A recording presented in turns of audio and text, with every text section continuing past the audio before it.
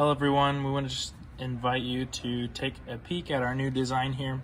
We chose tomatoes for our new prototype. Here's our final design that we came up with. We've got graphics here to display how much surface area we have in order to put new colors on it.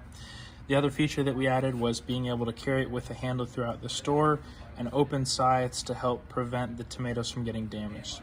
What we want to showcase is one of our previous prototypes here.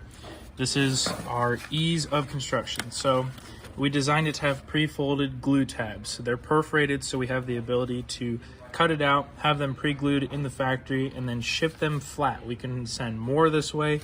We can then have the tomatoes loaded into the product, and then all we have is a little slit here that allows a tab to come together. Then we have a carrier with our tomatoes loaded. This top handle can be folded down, and then they can be stacked, shipped to the stores, and then distributed. Hope you guys like our design. Thanks for watching.